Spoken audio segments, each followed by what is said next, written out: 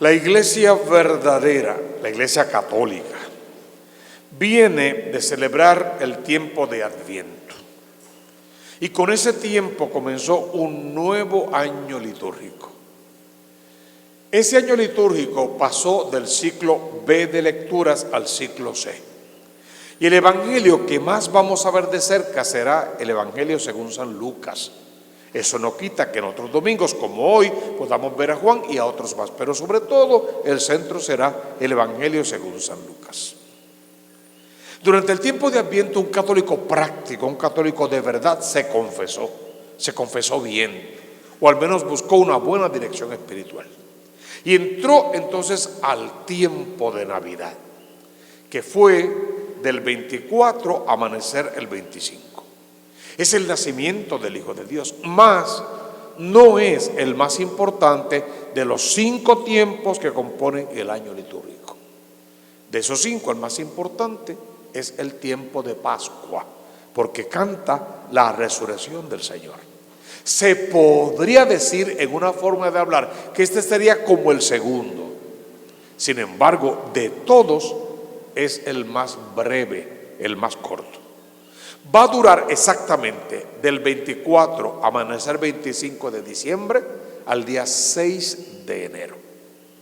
En el mundo, la Navidad del boricua dura hasta febrero. Eso es en el mundo. En la iglesia verdadera, en el tiempo litúrgico del 24 al 6. Este año el día 6 cae lunes, por lo tanto queda todavía de martes a sábado, podríamos decir que si quieres lo contamos como tiempo de Navidad. Pero no olviden que el año litúrgico va de domingo en domingo. Y el próximo domingo, al segundo domingo, será el día del bautismo del Señor. Y ya no será Navidad, será la primera parte del tiempo ordinario. Y volveremos a repasar toda la vida pública de Jesús, el quehacer de su hacer de todos los días. Este año tiene otra particularidad. Hoy es sábado, mañana entonces será domingo, pero será domingo 5 de enero. Y el domingo 5 de enero, después de las 4 de la tarde, es la víspera del día 6, que es la Epifanía del Señor. Por lo tanto, fuimos a misa en la parroquia del Pueblo Mágico el día sábado como hoy a las 4 de la tarde en Indiera Fría. Estamos en misa a las 6 de la tarde aquí en el Pueblo Mágico. Mañana volveremos a misa a las 7:45, estaremos en Indiera Fría, en Montoso. No estaremos celebrando la misa de las 9:30 en el pueblo porque la colocamos a las 5 de la tarde por la promesa de Reyes. Iremos entonces a Bucarabones como de costumbre y también estaremos allá en el 30.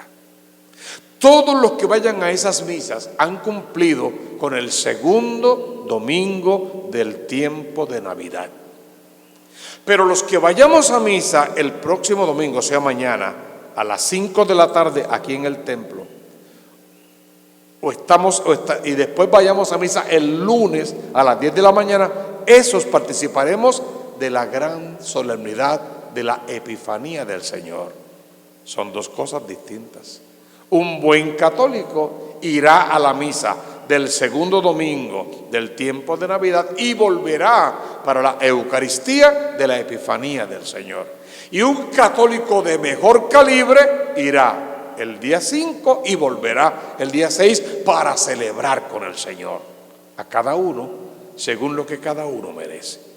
¿Cómo se ve eso o algo parecido a eso en la liturgia de la palabra de hoy?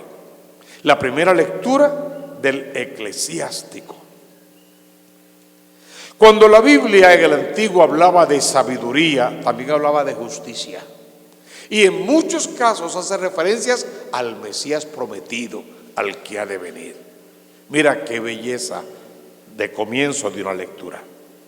La sabiduría hace su propia alabanza, encuentra su honor en Dios y se gloría en medio del pueblo. En la asamblea del Altísimo abre su boca y se gloría ante el Poderoso. Si sacamos cuenta que de la sabiduría de la que habla es del Mesías verdadero, del Cristo de la gloria, ¿por qué la sabiduría que es Cristo hace su propia alabanza? Porque Dios merece toda alabanza, porque Él se complace en la alabanza de sus hijos. Pero encima de eso, su honor lo encuentra en Dios, porque Él mismo es Dios, es el Dios verdadero, es la segunda persona en el misterio trinitario. Y se gloría en medio de su pueblo. ¿Será eso orgullo, soberbia, prepotencia, arrogancia? No. Él es el dueño de la gloria eterna.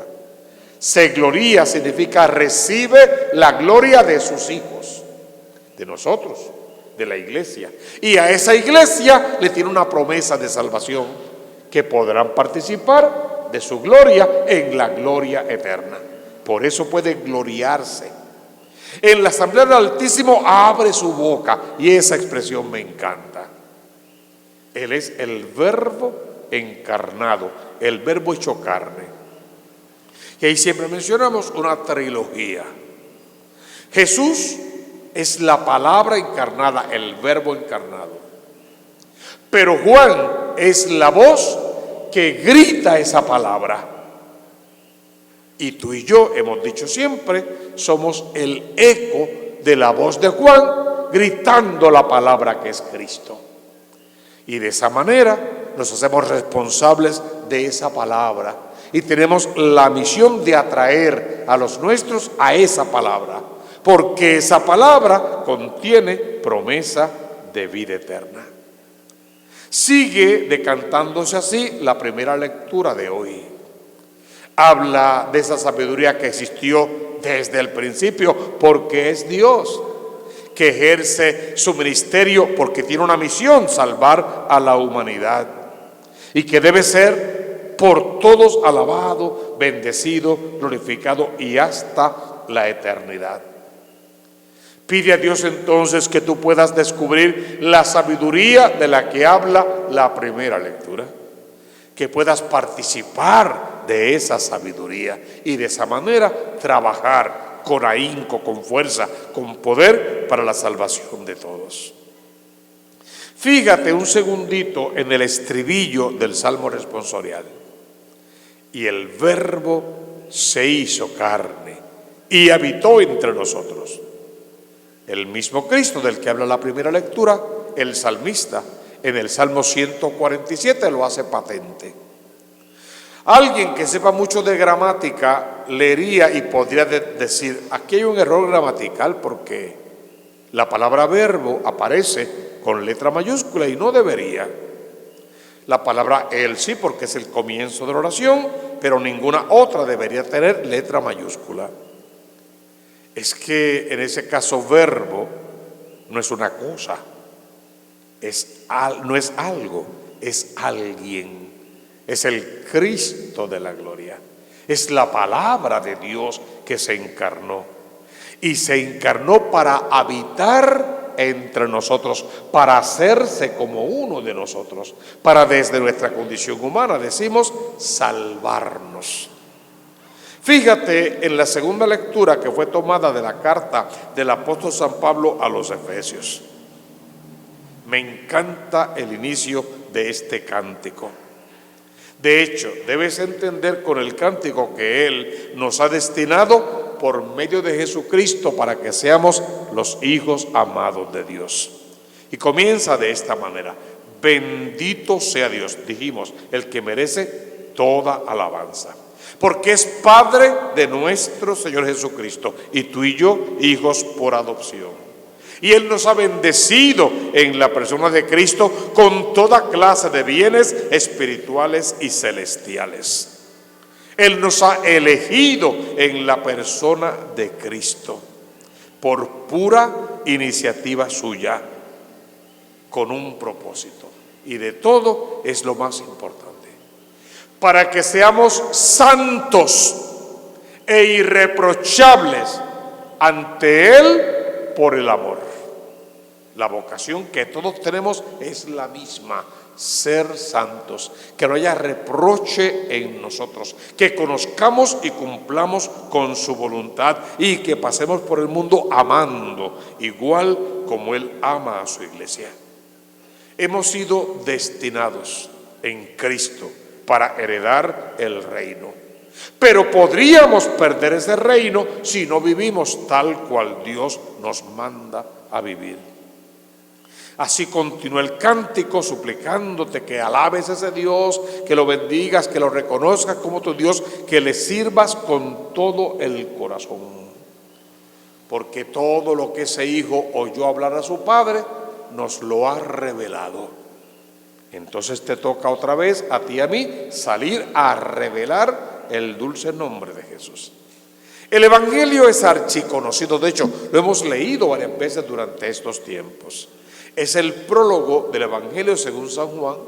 Lo escribe en quiasmos, o sea, una idea central, y luego todo lo demás lo va compaginando.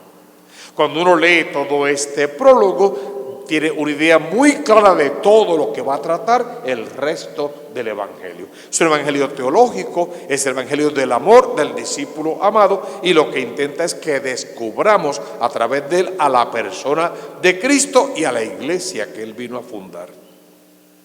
Dos cosas podemos remarcar de este Evangelio. Primero, que el Verbo se hizo carne, la misma idea de todo lo que hemos leído hasta ahora. Que ese Verbo existía desde siempre, otra vez, porque es Dios, y va a existir igualmente para siempre. Pero la luz brilló en la tiniebla, pero la tiniebla no la reconoció. Pero el Hijo vino a nosotros, vino a los suyos, a los judíos, a su familia, quiere venir a ti, pero los suyos no lo reconocieron. Y entonces, para añadir, pero a cuantos lo reconocieron, les da un honor, un privilegio, una distinción, una bendición, ser llamados hijos de Dios. Y ahí la grandeza del texto. Tú y yo, por el sacramento del bautismo y por un estilo de vida en santidad a la que hemos sido llamados, sin reproche alguno, podemos ser llamados hijos de Dios. Pero solamente por un título, no, por un estilo de vida, para poder heredar el reino de los cielos. Tu vida y la mía no tendría otro sentido que no sea heredar el reino. Por lo tanto, piénsalo bien. Cualquier sacrificio que tú hagas diariamente, cualquier entrega que hagas diariamente, cada instante que dejas de pensar en ti para pensar en el otro, de querer que sea el otro quien se sienta bien, que esté en paz, que lleve, es un camino a esa santidad y a la herencia de ese reino. Cada vez que me pongo en primer lugar, que me sale toda la soberbia que tengo entre cuero y carne, que me creo indispensable o mejor que los demás y que puedo pisotear incluso a otros. Cada vez que hago eso me aparto de Dios y de la salvación. Lo triste es que mientras yo me aparto de Dios y de mi salvación, la gente se va apartando de mí. Y eso sí sería triste. Entonces el llamado es al sacrificio, a la oración en todo el sentido de la palabra y a una vida vivida en santidad. Tienes que dejar hoy que estas lecturas toquen tu vida para que transformen tu existencia. ¿Cómo termina este texto bíblico?